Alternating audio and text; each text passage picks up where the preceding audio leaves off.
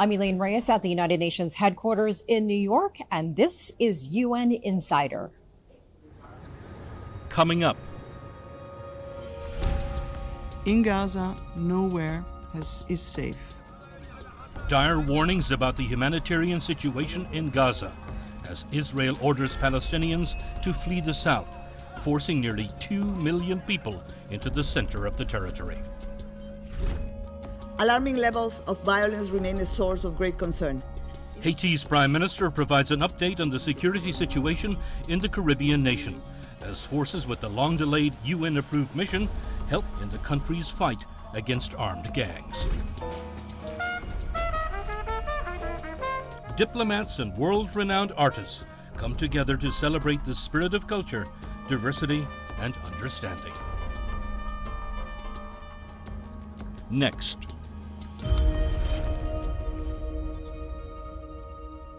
The conflict between Israel and Hamas is nearing another grim milestone.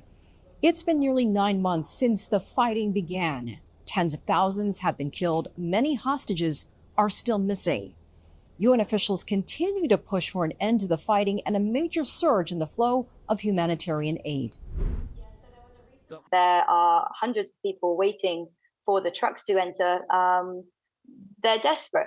People are desperate. These are very desperate times. People need everything. And when very little trucks and very little amount of aid comes through, of course, there's going to be a huge rush from the population to go and get it. So that is the situation that we're facing now. And the only answer to that is to provide more aid, to provide more food, to provide more medicine. Around 80% of all Palestinians in the Gaza Strip are now clustered in the territory's central region, where waste and sewage have accumulated close to where people are sheltering in tents and raising fears about the further spread of disease. Tuesday, the senior humanitarian and reconstruction coordinator for Gaza briefed the Security Council. The war has not merely created the most profound of humanitarian crises, it has unleashed a maelstrom of human misery. The public health system, as you know, has collapsed, schools destroyed, and the disrupted education system threatens acutely future generations. This week, Israel ordered Palestinians to leave much of Khan Younis and Rafah. The UN warns such a massive evacuation will only heighten the suffering of civilians. Meanwhile, there are growing international calls for improved access and conditions within the enclave. A negotiated pause in the fighting that leads to a sustainable ceasefire is the best way both to secure the release of the hostages and to enable the major and essential scaling up of humanitarian aid. There is now a deal on the table, endorsed by this Council, to achieve these goals. Shudija is monitoring developments inside the UN and has more on our top story. Deja. Yes, Elaine. This is a relatively short week for the United Nations headquarters. Because of the Independence Day holiday, there are only 4 working days. But as the world is running, the UN never sleeps. So this week, the Security Council had meetings on Gaza and Haiti. For Gaza, Sigrid Kaag, UN's senior humanitarian and reconstruction coordinator for Gaza, briefed the Security Council about the implementation of Resolution 2720. And this is her conclusion. Resolution 2720 has achieved intended and significant progress, but there is no substitute, as I mentioned, for political will. There is no substitute for the full respect of international humanitarian law, especially when it comes to the protection of civilians and the safe and enabling environment to secure effective distribution. Many ambassadors actually pointed out that humanitarian support is still inadequate and the situation is deteriorating. We wonder if we in the Security Council will be able to really impose a solution that will put an end to the suffering of the Palestinians. So how come Ms. Kaag believed that there was a significant progress? The mechanism is operational, up and running. It enabled the establishment of additional supply routes, Cyprus, importantly Jordan, the Jordan corridor. It enabled also the temporary reopening of the port of Ashdod, the opening of Tsikin and West Eretz, which allowed for aid to go to the north, which has actually been very important in the recent period. Okay, if there's a drought, you might want to build a dam to collect water. But even if you finish the dam, there's still no water. Likewise, there's the mechanism now, but where is the humanitarian aid? Let's face the fact, it's not Ms. Khan who doesn't want to bring those things into Gaza. It's whether there's political will from parties to do so. And sadly, we still did not see the political will. Like I said last week, this is the month of Russian presidency of the Security Council. We received the program of work, and there are no Ukraine-related meetings. Why? We have a convention in the Council that we do not put meetings on Ukraine into the program. Whenever they appear in the program is not adopted. But any country, any member of the Security Council has the right to request for a briefing on that or another issue in the course of the presidency of the month this time in July. And we have indications that this meeting on their part will be requested. To which we will reciprocate, our mirror policy on that issue. But we are waiting for their first move. However, Russia will have a signature event on multilateral cooperation in the interest for a more just, democratic, and sustainable world order. And here's what Ambassador Nebenzia of Russia had to say. These are objective processes that happen in the world, which unfortunately US and its European, you call them allies, I would call them minions, refuse to recognize. That other centers of power are emerging, China being one of them, other places, I will not enumerate them all, and that they have to recognize this objective fact. But they are trying to retain the dominance that they enjoyed for the last 500 years, basically, and cling to it. But objective processes go in the other direction. We indeed have other centers of power emerging. We see the appetite of many countries to play a larger role in the world politics. Well, the funny thing is, it seems Russia and the UK had some issues about the presidency. When UK assumed president, Russia criticized the UK, and just like this time, UK criticized Russia. Take a look at what happened in the Security Council this Tuesday. At the outset of the Russian presidency, let me put on record the UK's strong view that all council members, particularly permanent members, and even more so the presidency of the council, have a responsibility to uphold the principles of the Charter. We deplore the fact that Russia is shamefully failing to do that in Ukraine. I just wanted to say that we took note on the disclaimer by the UK in the beginning of its statement. Also, for the record, we would like to know that it is not for UK to teach and lecture member states, members of the Security Council, including permanent ones, on upholding international law. The law, international law, which UK and other Western partners long parted for the sake of the rules-based international order. The country that ignited, the country that fueled the conflict when it was about to be stopped in April 22. And that was exactly your Prime Minister who prevented concluding a treaty, a negotiated treaty between Russia and Ukraine that would allow for the conflict to stop at that time and to save numerous lives of unfortunate Ukrainians. Well, this is merely the beginning of Russia's presidency. I think we are expecting dramas for the rest of July. And that is all from me. Elaine. Shudija, thanks.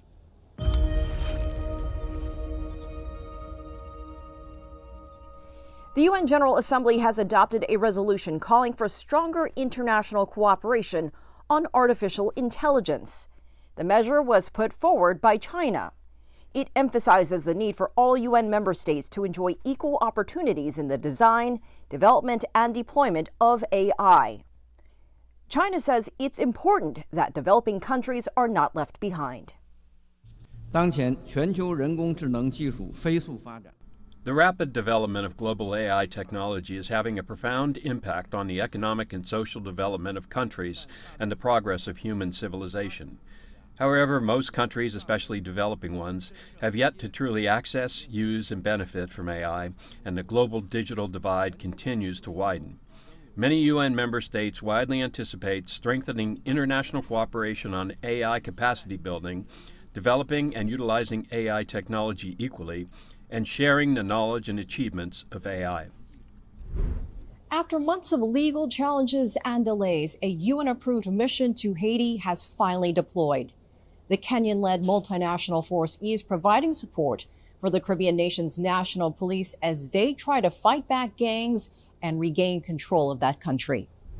With a new interim prime minister in place and the installation of the Transitional Presidential Council, the United Nations says politically, Haiti is on the right track.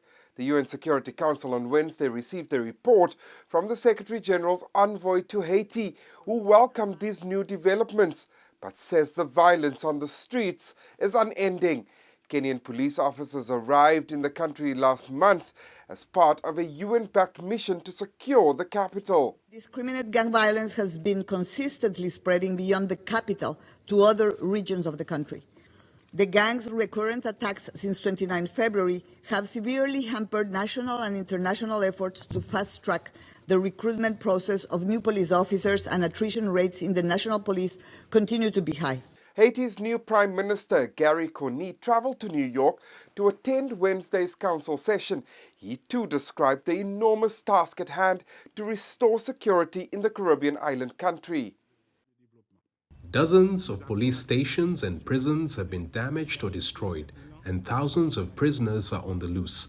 However, the willingness to work towards resolving these urgent problems shown by the main stakeholders in the April agreement gives us cause for hope.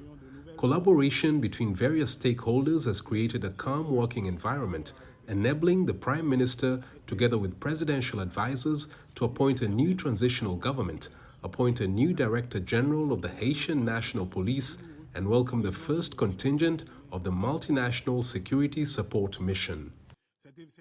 Prime Minister Coney told council members that he is up for the task and remains committed to lasting peace and development, saying it's time for Haiti's rebirth. He did, however, stress that the rebirth can only be achieved with the proper support and respect from the international community. Jody Jacob, CGTN, New York. The Taliban regained control of Afghanistan nearly 3 years ago. This week, the UN convened a meeting with special envoys to discuss where things stand in the country. Afghanistan cannot return to the international fold or fully develop economically and socially if it is deprived of the contributions and potential of half its population. The concerns and views of Afghan women in civil society were front and center. For the United Nations, the meaningful inclusion of women in political and peace processes is a guiding principle. Let's take a look at some of the other issues on the UN's agenda. Secretary General Antonio Guterres has embarked on a multi-nation tour of Central Asia. Guterres is highlighting projects aimed at addressing climate change. The Secretary General also took part in the Shanghai Cooperation Organization Summit. I'm pleased to address the summit of the Shanghai Cooperation Council, a valuable partner of the United Nations. We meet under difficult global conditions.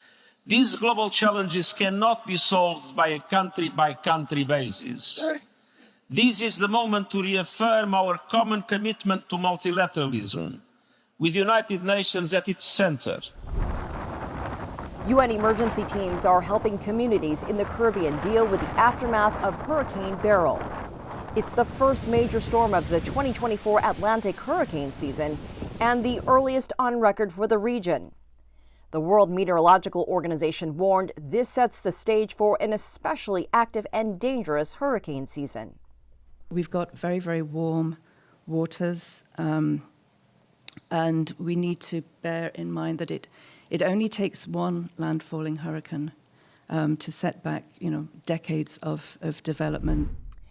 The UN is revving up its global campaign for road safety. Officials say more than 1 million people die each year in road-related incidents. The 2-year advertising campaign seeks to raise awareness about safety measures such as wearing seatbelts and helmets and putting away phones while on the road. Coming up. Music and art can transcend borders if you have an understanding and a training in it. UN Insider.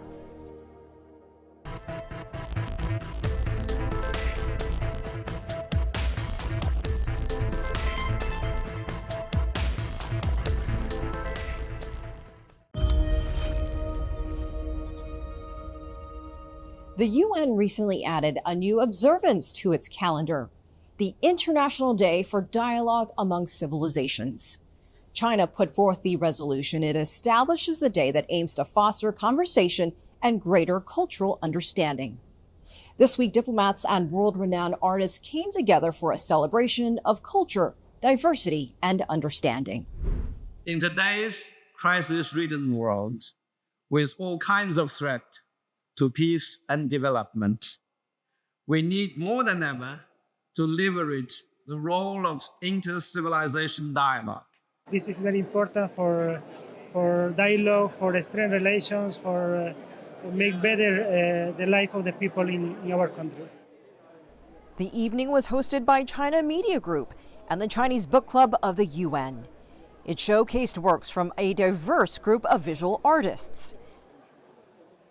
A show presented by fashion artist Andy Yu featured his exclusive harmonic heritage collection, inspired by several ancient civilizations, and a performance from Grammy-winning musician Wynton Marsalis.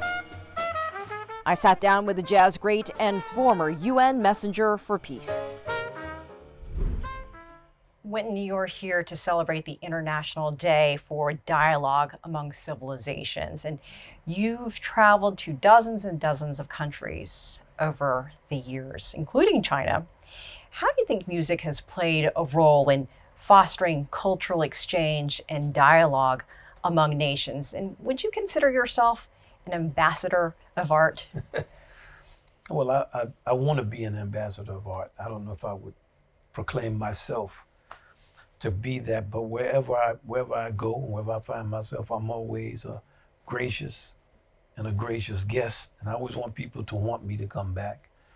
And I'm always trying to learn things about their culture and their music. And music is such an abstract language. It's the art of the invisible. So it's all things like thoughts, and dreams, hopes, aspirations, feelings. And these are things that are universal. And in as much as you can understand music from different cultures, you can begin to identify that aspect of the music. And I have many friends that play music, great musicians from around the world. And that many times that's the subject of our conversation. How can we bring the world closer together? And how can we have people experience what we experience with the type of mutual love and respect that we have? In 2001, you were named a UN Messenger of Peace, and that comes with a lot of responsibility. Part of that honor raises awareness for UN efforts around the world. Tell us a little bit about that time in using your art to promote the United Nations and its goals around the world, and what that meant to you. Well, I think if you just start with the thought of a League of Nations coming out of World War II, the struggles that everybody had was fresh. And everyone was saying, we don't want to do that again. And then Dr. Ralph Bunche, part of the tradition of the UN, is a famous Afro-American diplomat that's at the foundation of UN efforts. And then the whole thought of one world, one trying to work towards to overcome nationalism, which will be the next step of evolution in the world. To just get to it. It's interesting, whenever astronauts leave the Earth, they always say that, because then they have a context. They can contextualize the Earth amidst the darkness of space. And they always say, we need to take care of this.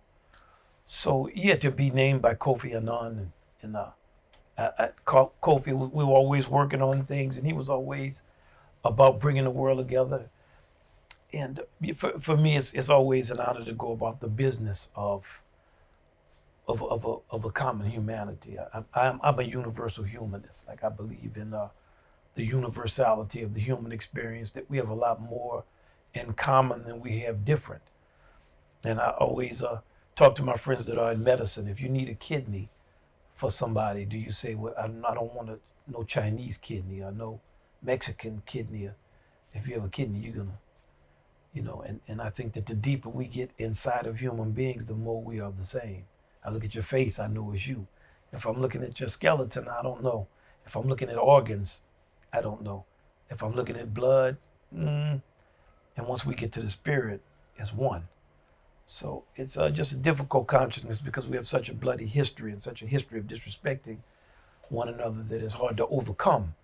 But the music is a part of it, and the UN is certainly an important step in the direction of us all coming together. And we have to remember how young all of these efforts are and how fresh they are, and it's gonna take a while.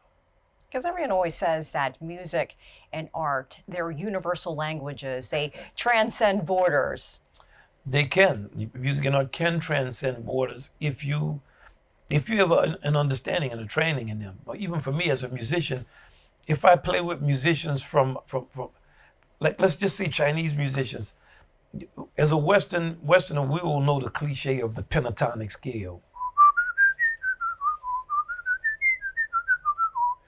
But if you talk to a Chinese musician, there'll be 55 scales and 85 applications, and things are always, on a fundamental level, they seem obvious, and they are, but when you get into the nuances of them and the meanings of them and everything that people have worked on, it becomes very complicated.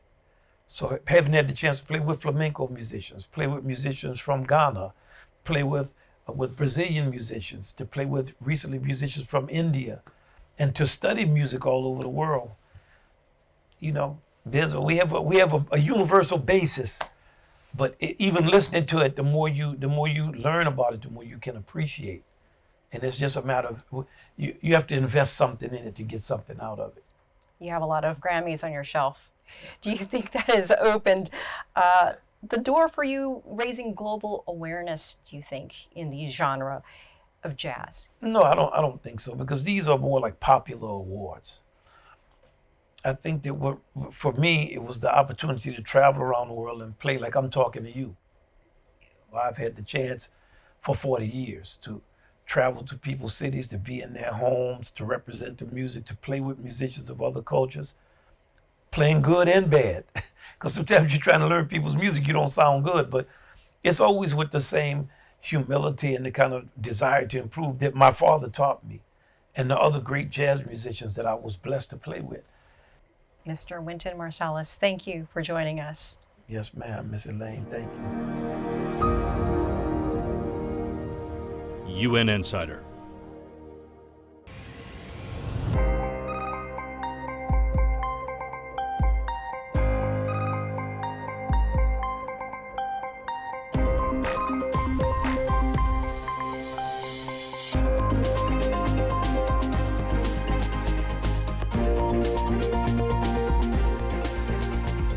All you need to know about China. China 24, only on CGTN. According to a recent report by the World Health Organization, an estimated 296 million people aged 15 to 64 use psychoactive drugs, resulting in over 600,000 deaths each year, with close to 80% of deaths related to opioid use. Here in the U.S., opioids claim more than 100 lives every day. Prescription drugs, opioids, heroin, and other highly addictive lethal synthetics are among the leading causes of death for Americans under 50. CGTN crews filed this report from Southwest Ohio, one of the areas at the epicenter of the crisis.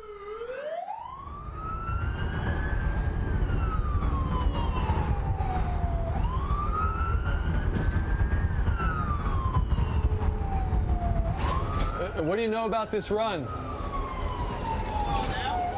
Yeah, who is it? A man, woman, old, young? My name is Wally Russell, and I've been with the city now for about a year. Being a fireman isn't all about putting out fires. It is mainly EMS. It's all I know is these overdoses. As long as I've been working, I've been making overdoses. And I remember guys kind of talking like, yeah, it's getting bad now, like 5 years ago. But it's all, that is literally the only job I know, is I entered a world where we can push Narcan, and these are these drug addicts who need it, and we save them. The majority of the time, we're saving people that some to say don't deserve to be saved. But you think they should be? Yeah, I struggle with that sometimes, I really do. Just because it's, again, I see the kids in the other room and I think, this guy's gonna wake up and get high again in 3 days, and this kid's gonna be sitting in that room starving again in 3 days. And it's just, nothing's helping at all. I don't know what the solution is, but nothing's helping.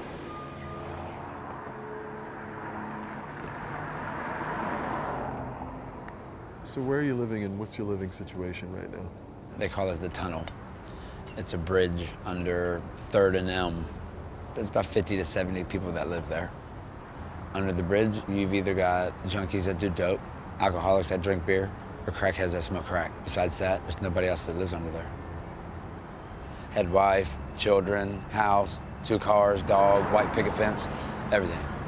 But then when I put the weed down and started pain pills, that's when everything started to slowly go downhill. So many times I've tried to put the needle down. It don't work.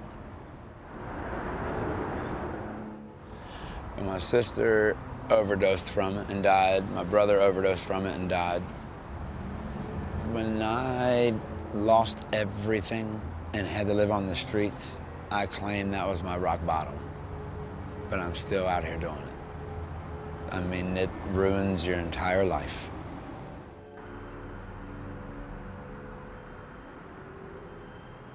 Later that night, the county coroner's office gets a call.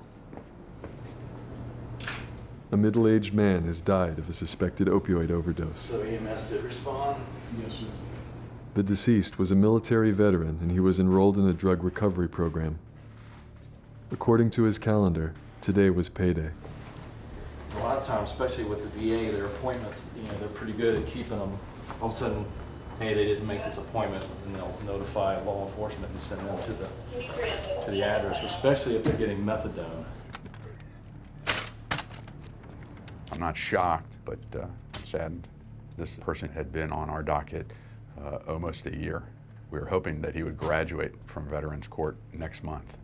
It's a year-long process to graduate, and he had been doing well until about a couple weeks ago. We had heard that he had tested positive for an opiate, but then when he didn't show up Thursday, just 2 days ago, for court, we became more concerned.